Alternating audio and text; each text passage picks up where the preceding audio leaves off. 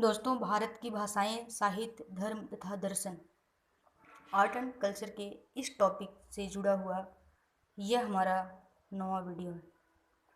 हम इसमें शुरू करते हैं प्रश्न संख्या 81 से। सिख धर्म के संदर्भ में निम्नलिखित कथनों पर विचार कीजिए।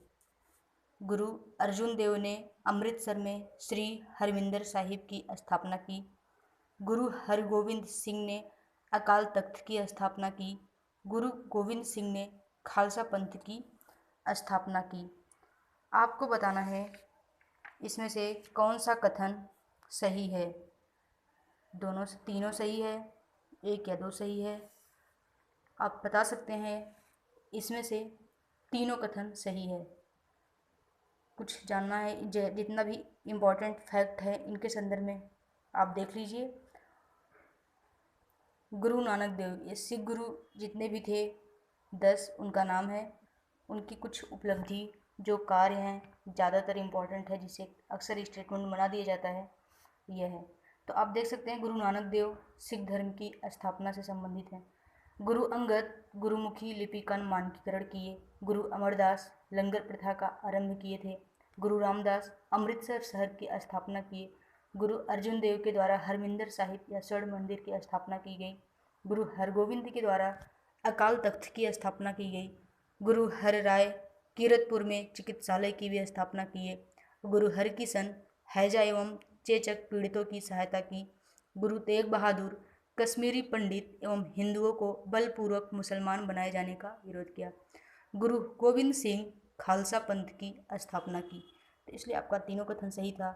हम चलते हैं अपने अगले प्रश्न पर। अष्टदिग्गज के रूप में प्रख्यात 8 महान साहित्यकार हैं, निम्नलिखित में से किस भाषा से संबंधित हैं? तो आप बता सकते हैं, जानते भी होंगे। अष्टदिग्गज यह तेलुगु भाषा से संबंधित है। आप व्याख्या देख सकते हैं। अष्टदिग्गज के रूप में प्रख्यात 8 महान साहित्यकार तेलुगु भाषा से संबंधित थे। ये विजयनगर शासक कृष्णदेव राय के दरबारी कवि थे।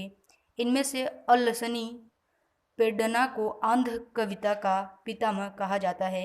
इन्होंने मनुचरित नामक ग्रंथ की रचना की। विजयनगर काल को तेलुगु साहित्य का स्वर्ण युग माना जाता है।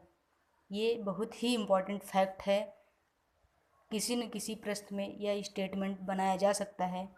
कृष्णदेव राय की रचना अमुक्तमाल्य तेलुगु साहित्य में उत्कृष्ट प्रबंध रचना मानी जाती है। अब चलते हैं अपने अगले प्रश्न पर। अष्टाध्यायी की रचना पतंजलि ने की। तोल्काप्पियम तेलुगु व्याकरण की रचना है। गाथा सप्तशती एक प्राकृत रचना है। आपको बताना है इन तीनों कथनों में से कौन सा सही है। गाथा सप्तशती एक प्राकृत रचना है, यह कथन सही है। शेष दोनों गलत हैं। क्यों? आप इसकी व्याख्या देख लीजिए। अष्टाध्यायी एक संस्कृत व्याकरण है और आपके कथन में क्या बोल रहा है कि पतंजलि ने रचना की थी। आप देख लीजिए रचना इसकी किसने की है। इसकी रचना पाणिनि ने की है। अक्सर आप पढ़ते भी रहे होंगे, हर जगह ये स्टेटमेंट आपको पता ही रहा होगा। इसमें भाषा की शुद्धता तथा शब्दों का निर्माण कैसे हुआ, इस पर बल दिया गया है। पतंजलि ने अष्टाध्यायी पर महाभाष्य नामक पुस्तक लिखी थी। तोल्काप्पियम तमिल व्याकरण की रचना है, न कि तेलुगु की। यह स्टेटमेंट आप अपने दिमाग मस्तिष्क के प्रिंट पर प्रिंट कर लीजिए। तोल्काप्पियम तमिल व्याकरण है, न कि तेलुगु, क्योंकि कहीं भी ये कंफ्यूज करने के लिए सेंटेंस बना सकता है। हल द्वारा रचित गाथा सप्तशती एक प्राकृत रचना है। इस रचना को साहित्य का सर्वोत्तम उदाहरण माना जाता है। अब चलते हैं अपने अगले प्रश्न पर। यक्ष और यक्षिणी की पूजा का संबंध निम्नलिखित में से किस या किन धर्म या धर्मों से है? आप जानते होंगे यक्ष और यक्षिणी की पूजा का जो संबंध है यह तीनों धर्मों से है, हिंदू, जैन, बौद्ध, ना कि किसी एक धर्म से। फिर भी आप जितना भी इससे जुड़ा जरूरी फैक्ट है वो जानने के लिए आप एक्सप्लेनेशन पढ़ सकते हैं। यक्ष प्रेत या अर्ध दैवी व्यक्ति है जिनका वर्णन हिंदू, बौद्ध और जैन साहित्य में पृथ्वी के अप्रत्यक्ष निवासियों और खजानों के संरक्षक के रूप में किया गया है। महिला साथी जिनको यक्षिणी के नाम से जाना जाता है, वे अपनी सुंदरता के लिए जानी जाती है। यक्ष और यक्षिणी के संदर्भ में विवरण महाकाव्यों, पुराणों और कालिदास की रचनाओं में पाए जाते हैं। बौद्ध और जैन कलाओं में इन्हें बोधिसत्व और तीर्थंकरों के सहायक तथा देवताओं के रूप में दर्शाया गया है। भारत की कुछ जनजाति प्रथाओं में यक्ष और यक्षिणी को स्थानीय देवता के रूप में पूजा जाता था। इसके बारे में बहुत अच्छे से आपको जानना है तो आप फाइन आर्ट्स के बुक को पलटिए। ये मेरा आपको बहुत अच्छा सजेशन है। अब चलते हैं अपने अगले प्रश्न पर। प्राचीन भारत में शिलालेखों की भाषाओं और लिपियों के संदर्भ में निम्नलिखित कथनों में से कौन सा या कौन से कथन सही हैं? ये 3 कथन हैं प्राचीन भारत के शिलालेख से संदर्भ में। आपको बताना है इसमें से कौन सा सही है। देखते हैं। प्राकृत भाषा का प्रयोग सामान्य लोगों द्वारा किया जाता है। प्राकृत भाषा में लिखे गए अधिकांश शिलालेख ब्राह्मी लिपि में थे। अफगानिस्तान के शिलालेखों में आरमाइक एवं यूनानी लिपियों का प्रयोग किया गया था। आप बताइए इसमें से कौन सा कथन सही है? यह तीनों के तीनों कथन इसमें सही है। आप इसकी व्याख्या देख सकते हैं। इसका स्क्रीनशॉट लेके रख सकते हैं अपने पास रिवीजन करने के लिए। अब हम चलते हैं अपने अगले प्रश्न पर। कुछ कृतियाँ दी है, उनके सामने लेखक हैं।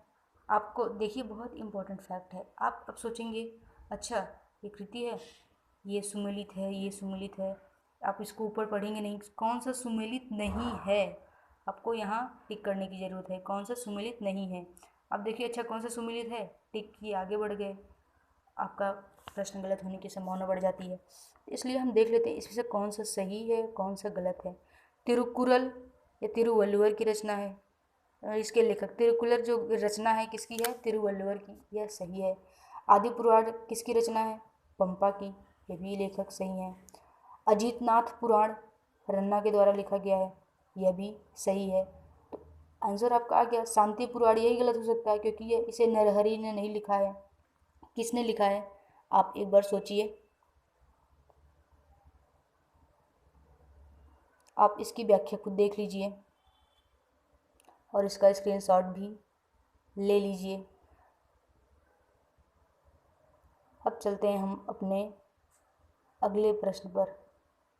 नहीं, एक बार डिस्कशन कर देते हैं। तमिल भाषा में रचित तिरुकुरल की रचना तिरुवल्लुवर ने की थी। इसे तमिल वेद के रूप में भी जाना जाता है। अब पूछ सकता है कोई 2-3 रचना दे दिए, पूछे तमिल वेद कौन सा है इसमें, तो आपको याद रखना पड़ेगा तिरुकुरल है। कन्नड़ भाषा को समृद्ध बनाने में पंपा, पोन्ना एवं रन्न का नाम उल्लेखनीय है। इन तीनों कवियों को रत्नत्रयी नाम से जाना जाता है। देखिए इसलिए हम डिस्कशन कर लिए क्योंकि ऐसे ही 3-4 कवि का नाम दे देगा और पूछ लेगा इसमें से रत्नत्रयी कौन से हैं, तो आपको तीनों कवियों का नाम याद रखना होगा। पंपा, पोन और रन, ये तीनों रत्नत्रयी कवि जाने जाते हैं तमिल के, कन्नड़ भाषा के। आदि कवि पंपा ने आदि पुराण एवं विक्रमार्जुन विजय, पोन्ना ने शांति पुराण। तो आपका आंसर मिल गया होगा। शांति पुराण किसने लिखा है? पोन्ना ने। एवं रन्ना ने अजीतनाथ पुराण की रचना की थी। अब चलते हैं हम अपने अगले प्रश्न पर। इस दर्शन के प्राचीन मत के अनुसार जगत की उत्पत्ति ईश्वर से नहीं अपितु प्रकृति से होती है, लेकिन 4वीं सदी में निर्मित इसके नवीनतम मत के अनुसार प्रकृति और पुरुष के मेल से जगत की उत्पत्ति होती है। दूसरा कथन क्या है? इस मत के अनुसार मोक्ष की प्राप्ति यथार्थ ज्ञान से होती है। ये 2 स्टेटमेंट दे दिया है और आपको बताना है उपर्युक्त कथन का संबंध किस दार्शनिक मत से है। तो यदि आप सांख्य दर्शन, वैशेषिक दर्शन, न्याय दर्शन, मीमांसा इन चारों के बारे में अच्छे से जानते होंगे, कोई एक सेंटेंस ही देख करके आप बता सकते हैं इसका आंसर क्या होगा। कुछ मोक्ष की अवधारणा वाला कॉन्सेप्ट कुछ तो आपको याद ही आ रहा होगा। किससे संबंधित था? आप सोचिए, सांख्य से संबंधित था। इसका यहीं से आंसर हो गया इसका क्या? सांख्य दर्शन।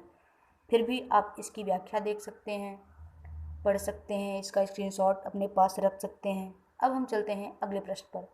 निम्नलिखित कथनों पर विचार कीजिए। आपको बताना है इन 3 कथनों में से कौन से कथन हैं जो सही हैं। हमेशा प्रश्नों की पढ़ने की स्टाइल आपकी यही होनी चाहिए। पहले ऊपर का स्टेटमेंट पढ़ना है, फिर नीचे दिए हुए चारों ऑप्शंस के ऊपर वाला स्टेटमेंट पढ़ना है कि उसमें सही है पूछा है या सही नहीं पूछा है, फिर जाके आपको अपने स्टेटमेंट पर जाना है। अब हम देखते हैं, मान कौतूहल विधि शास्त्र का एक ग्रंथ है, यह सही या नहीं सही है, आप सोचिए। फिर हम आते हैं अपने आंसर पर। एमन घोर अरबी फारसी मूल के राग हैं, यह सही है या गलत है। एक फतवा ए आलमगीरी कानूनों का संकलन है, यह कथन आपका पूरी तरह से सही है। दूसरा भी एमन घोर अरबी फारसी मूल के राग हैं, जबकि आपका कथन एक गलत है, तो इसलिए आपका आंसर हो जाएगा बी। अब एक गलत क्यों है? मान कौतूहल संगीत संबंधी एक ग्रंथ है, ना कि विधि शास्त्र। फिर भी आप देखना चाहें तो इसकी व्याख्या देख लीजिए। मान कौतूहल संगीत संबंधी एक ग्रंथ है, राग यमन कल्याण थाट से संबंधित है, जिसे सायंकाल रात्रि के प्रथम प्रहर में गाया जाता है। फतवा है आलमगीरी औरंगजेब के काल में 6 विद्वानों द्वारा रचित संकलन है, जिसमें इस्लामिक कानून एवं प्रशासनिक नियमों का उल्लेख है। इसे मुस्लिम विधि का सबसे बड़ा डाइजेस्ट कहा जाता है। अब चलते हैं अपने अगले प्रश्न पर। सब ए बारात के विषय में निम्नलिखित में से कौन सा कथन असत्य है? देखिए, सब ए बारात ये एक विषय है और आपको इसमें 4 कथन दिया है, आपको बताना है इसमें से कौन सा कथन असत्य है। देखिए, इस तरह के भी शब्द पे ना आपको बहुत ध्यान देना है, बहुत अच्छे से पढ़ना है इसको, अपने पेन पेंसिल से इसको टिक करना है, इसमें बताना है कौन सा कथन असत्य है। तो देख लेते हैं, यह हिजरी कैलेंडर के 8वें महीने मनाया जाता है, यह कथन सब-ए बारात के संदर्भ में सही है। दूसरा, मान्यता अनुसार इस रात मुसलमानों के लिए आगामी वर्ष का भाग्य निर्धारित होता है, यह कथन भी सही है। तीसरा, इस दिन एकता और भाईचारे का जुलूस निकाला जाता है, यह कथन यह स्टेटमेंट आपका गलत है, क्योंकि सब ए बारात में बारात का तात्पर्य है मुक्त होना, यह जुलूस का कोई प्रकार है ही नहीं। फिर भी इसके संदर्भ में मेरे पास कोई खास व्याख्या नहीं था, बस इतना ही जानना था, इसलिए चलते हैं अपने अगले प्रश्न पर।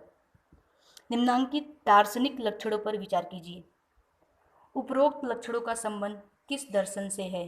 योग, सांख्य, वैशेषिक, लोकायत। देखिए, ये जो दर्शन है संप्रदाय होते हैं इससे जुड़े ना, ये बहुत ही इंपॉर्टेंट होते हैं, लगभग हर परीक्षा में इससे जुड़े प्रश्न आते रहते हैं, तो इसलिए आपको इसे बहुत अच्छे से, और लगभग मैंने जितना वीडियोस डाला है ना 10 मिनट का 15 मिनट का, यदि आप 2 टाइम्स पे करके वो वीडियो अच्छे से देख लेंगे ना, तो मेरे पूरा विश्वास है मुझे, या आप खुद ये चीज़ समझ पाएंगे कि संप्रदाय से या फिर दर्शन के संदर्भ में कोई भी प्रश्न आपका गलत हो ही नहीं सकता। हम देख लेते हैं अपने इस प्रश्न को, यह किससे संबंधित है। यह दर्शन उन्हीं वस्तुओं की सत्ता यथार्थता स्वीकार करता है जिन्हें मानव की बुद्धि तथा इंद्रियों के द्वारा अनुभव किया जा सके। यह ब्रह्म और ईश्वर की सत्ता में विश्वास नहीं करता है। यह यज्ञ आदि कृत्यों में अविश्वास दर्शाता है। तो मुझे पूरा विश्वास है आपको समझ में आ ही गया होगा। जब यह ब्रह्म और ईश्वर की सत्ता में विश्वास नहीं करता है, इसका मतलब एक वह नास्तिक दर्शन हो गया। नास्तिक में एक ही आता है लोकायत दर्शन, तो आपको आपका आंसर मिल गया लोकायत दर्शन डी। फिर भी आप इसका व्याख्या देखिए एक बार। भौतिकवादी दर्शन का मुख्य प्रवर्तक चार्वाक था। इस दर्शन को लोकायत दर्शन भी कहते हैं। इसमें लोक अर्थात दुनिया के साथ गहरे लगाव को महत्व दिया गया है और परलोक में अविश्वास व्यक्त किया गया है। चार्वाक मोक्ष की कामना का विरोधी था। वह देवी या अलौकिक शक्ति का अस्तित्व नहीं मानता था। वह उन्हीं वस्तुओं की सत्ता यथार्थता स्वीकार करता था जिन्हें मानव की बुद्धि और इंद्रियों द्वारा अनुभव किया जा सके। स्पष्टतः वह ब्रह्म और ईश्वर की सत्ता को नहीं मानता था। इसके अनुसार यज्ञ की कल्पना ब्राह्मणों ने दक्षिणा अर्जित करने के उद्देश्य से की है। तो यह एकमात्र ऐसा दर्शन था। चार्वाक के बारे में यहाँ तक तो ये भी कहा जा सकता है, यह तो यही कहता था जब तक जियो घी लेकर पियो, ऋण दो या न दो, ऐसा कुछ करके, ऋण लो घी पियो सुखी रहो, मरने के बाद कौन लौटाने आता है। आप पढ़े एथिक्स के पेपर में शायद पढ़ेंगे भी। अब हम देख लेते हैं अपना अगला प्रश्न। निम्नलिखित कथनों पर विचार कीजिए। उपरोक्त ये बताना है 3 कथन दिया है, इससे बताना है उपरोक्त कथनों में से कौन सा या कौन से कथन सही हैं। देवनागरी लिपि का विकास ब्राह्मी लिपि से माना जाता है। कुटिल लिपि गुप्त लिपि का परिवर्तित रूप है तथा इसे सिद्ध मातृका लिपि भी कहते हैं। शारदा लिपि का विकास कश्मीर में 12वीं शताब्दी में हुआ था। तो इसका आंसर हो जाएगा सी। 1 और 2 सही है, जबकि कथन 3 गलत है। क्यों गलत है, आप इसकी व्याख्या देख लीजिए। बता देते थोड़ा सा। कश्मीर राज्य की आराध्य देवी शारदा के नाम पर इसे शारदा लिपि के नाम से जाना जाता है। व्हीलर का मानना है कि शारदा लिपि की उत्पत्ति गुप्त लिपि की पश्चिमी शैली से हुई है तथा इसके प्राचीनतम लेख 8वीं शताब्दी के हैं। तो 12वीं शताब्दी के बजाय 8वीं शताब्दी, ये आपका आंसर हो जाएगा। फिर भी आप इसकी व्याख्या देख लीजिए। ब्राह्मी लिपि भारत की अधिकांश लिपियों की जननी है। देवनागरी लिपि, गुप्त लिपि, कुटिल लिपि, शारदा लिपि आदि का विकास इसी से हुआ है। कुटिल लिपि गुप्त लिपि का ही परिवर्तित रूप मानी जाती है। इसे न्यून कोड़ी या सिद्ध मातृका लिपि के नाम से भी जाना जाता है, जिसमें अक्षरों का लेखन टेढ़े मेढ़े ढंग से किया जाता था। इस कारण इसका नाम कुटिल लिपि पड़ा। कश्मीर राज्य की आराध्य देवी शारदा के नाम पर इसे शारदा लिपि के नाम से जाना जाता है। व्हीलर का मानना है कि शारदा लिपि की उत्पत्ति गुप्त लिपि की पश्चिमी शैली से हुई है तथा इसके प्राचीनतम लेख 8वीं शताब्दी के हैं। तो भारत, ये हमारा टॉपिक कौन सा चल रहा था आप देख चुके होंगे। कौन सा टॉपिक था बताइए आप। भारत की भाषाएं, साहित्य, धर्म तथा दर्शन, इनसे जुड़े लगभग जितने भी प्रश्न थे वो सब हम कवर कर चुके हैं। आप इसे बार बार देखिए, रिवाइज कीजिए। इससे आर्ट एंड कल्चर की टॉपिक से जुड़े हुए जितने भी विषय हैं उनको सब कवर करने का मेरा प्रयास है। इसके बाद हमारा जो टॉपिक होगा वो होगा कला रूप से संदर्भित। तब तक आप अपना ख्याल रखिए, अगले वीडियो का इंतज़ार कीजिए। सुनने के लिए आपको बहुत बहुत धन्यवाद।